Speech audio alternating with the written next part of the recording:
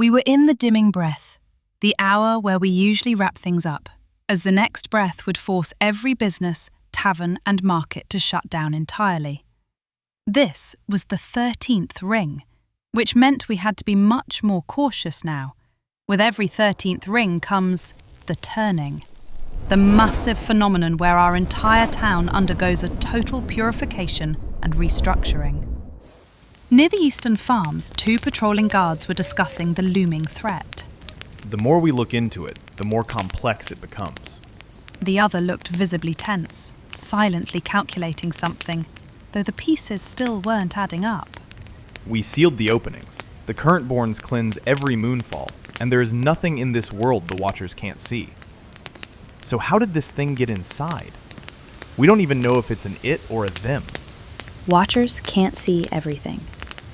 Only unseen energies, radiations, and frequencies. And the ravens only follow people when they are commanded to. Our town has grown far too large over the years. Carol is guarding the west side, where the market usually sets up. And though he hasn't found anything solid yet, he thinks it's more than one entity. He believes the holes in the seal are just a distraction, and the actual opening is somewhere else. They chose this exact time because they know we are nearing the turning, the moment Mother is most vulnerable. They are watching us. They sensed a sudden vibration in the air. Someone was coming, but the frequency was familiar. It was a Watcher Medini who had been looking over the eastern farms, landed firmly beside them, and handed them a pair of Zephyr charms. She was wearing the veiled eye. Thank you. We were just discussing the... No more talking about them. We have discovered something new, and soon Gemma will release the findings for everyone to know. Medini was a third-born Watcher of the Raven clan. Her parents were the very first to discover the breach, a breakthrough that had ultimately cost them their lives. Following their sacrifice, she had taken over the lineage, protecting the eastern farm sector for the last 100 turnings. Reaching into her robe, she drew out a rolled scroll and unfurled it, revealing the drawn image of exactly what they had captured and had been studying over these past few rings. She explained to them how we scholars had spent rings exhaustively scouring the libraries and archives. Our collection holds knowledge on nearly everything.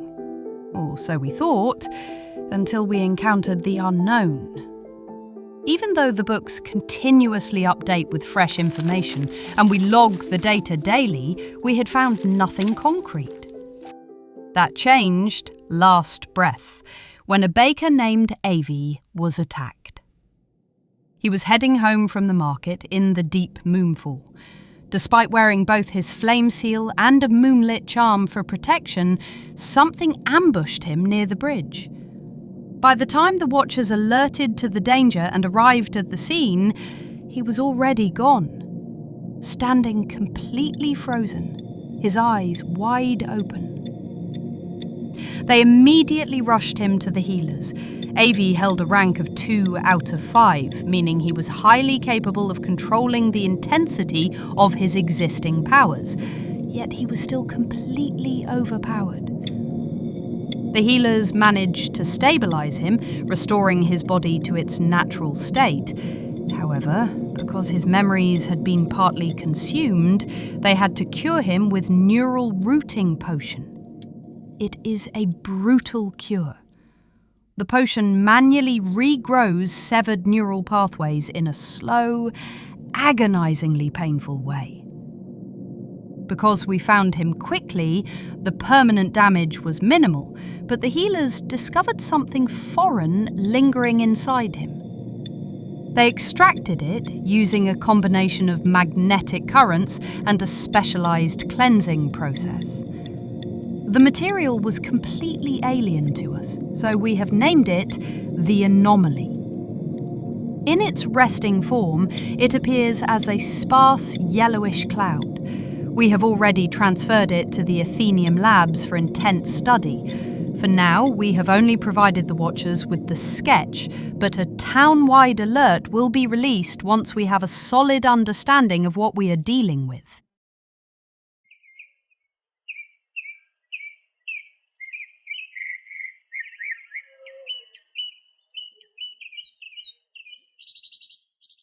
What would you like to drink today? Nothing for us. Just bring food. Are you sure? Because from what I've been hearing from our so-called law-abiding towners, I highly suggest the baker's amnesia, paired with moon-filled cakes and saucy meat. The baker's just delivered a fresh batch. Trust me, it will be relaxing to let your memories erase for a little while. Jisa, who was sitting opposite Sutra, looked convinced. That's tempting. Double the order for me and bring it out quickly. Rati smiled, waiting for confirmation from Sage Sutra.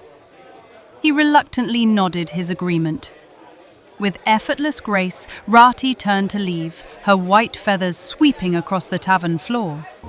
She was easily the most beautiful and sharp-witted woman of the Ivory Feathers lineage. She gave the order to a nearby Stubbornblood, who nodded and disappeared into the kitchen. The tavern was fully occupied. Towners usually did everything they could to indulge before the strict curfews of the dimming and black breaths. It was a normal sight when a turning was near.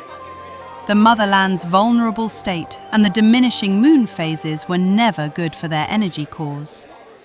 Because their power depended entirely on Mother's vibrations, the moon's light, and its gravity, the moonfalls and the latter half of the breaths left them all deeply vulnerable. Sage Sutra was the third-born of the highest rank within the Silverblood clan. He had married Sage Jisa, daughter of Sages Tavishi and Bodhi, the first and second rank firstborns. Jisa took Sutra's hand in hers, squeezing it gently. Are you worried about the unborn? Sutra shook his head, though the tension never left his eyes. Children born during or immediately after a turning. They possess a twisted nature, a dark mind. Yes, but the chances are less than 1%. The energies we released during our union were pure gold. The Sovereign herself told us not to worry. Even the Stubbornbloods denied any possibility of malice when we sought their foresight. The Stubbornbloods would be more than happy if a child of the Silverblood was cast out, just to join their ranks. Jisa rolled her eyes, having long since given up on convincing her husband to stop worrying. We still have quite some time to rearrange our home. The architects will be visiting tomorrow. Don't you think it's entirely too early for that? We still have 5 rings to pass. Our focus should be on the anomalies right now. When my child arrives, I want nothing left unfinished. We can keep working on the anomalies. The Sovereigns aren't paying any heed to them anyway. They don't think it's a serious matter, believing the Towners can handle it on their own. The scholars are combing through the knowledge well in the ATHENEUM, but when they requested access to the Dark Knowledge section, the Sovereigns denied them. Perhaps it is simply not the time for the dark knowledge to be revealed. An 8th rank of the Stubbornblood lineage arrived, setting their food upon the table. Sages, a scholar has sent a message through a whisperer. You are requested at the town lab immediately following your dinner. He bowed respectfully and departed. They must have discovered something new. But it is almost moonfall. We will have to be exceptionally careful on our way. Sutra said, pulling a couple of moonlit charms from his robe. He handed one of the silver pendants to Jisa and fastened his own. The charms, fused with an individual's unique energy and the light of a full-breath moon, were essential during moonfalls, after the 7th breath, to keep a Towner's energy core intact.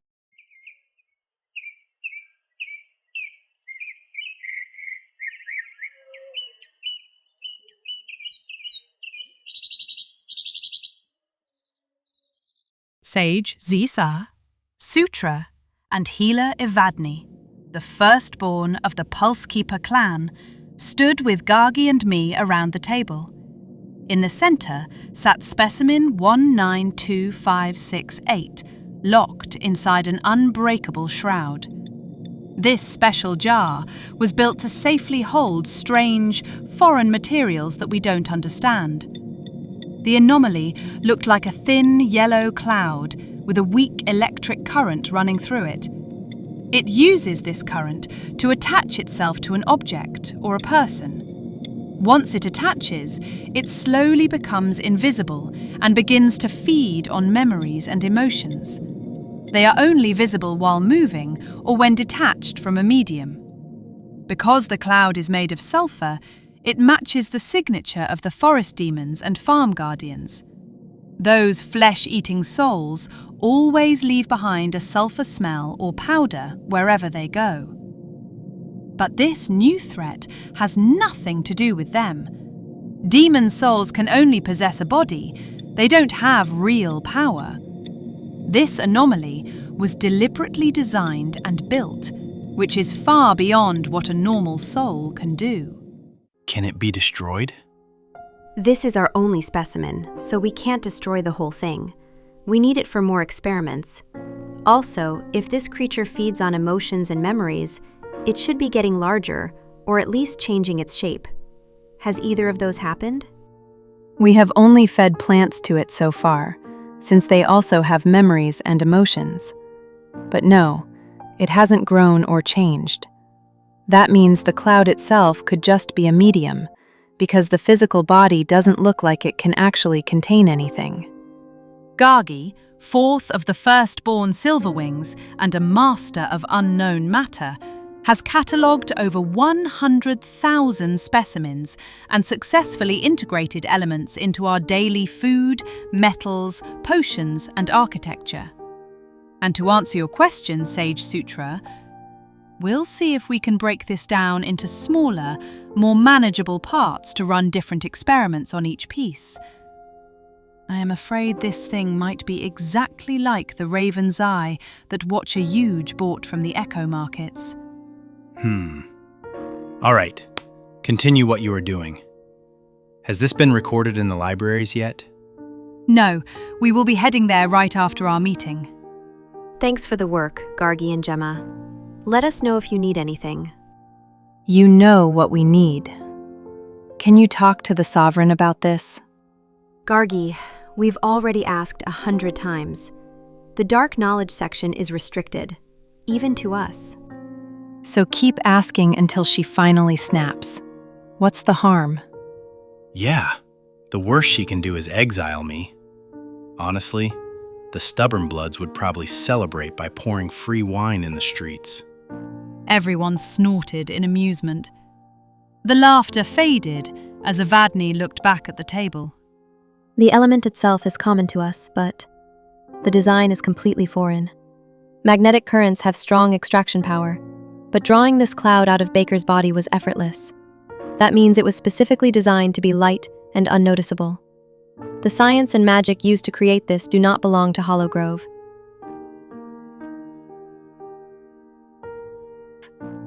You are right. I am already checking to see if it matches any of the other specimens we have collected over the years.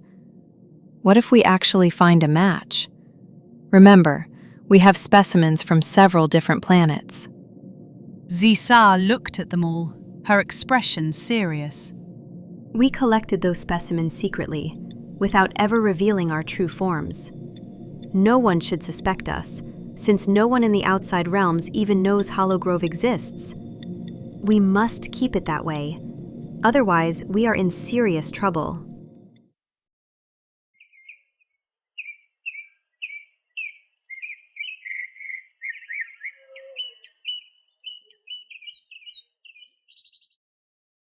Gargi and I took adjacent octagonal chambers. A faint hum vibrated through the walls, ending with a clear chime. I stepped out, steadying myself against a wave of dizziness, to find Gargi already staring into the knowledge well. Dark knowledge, Gargi commanded.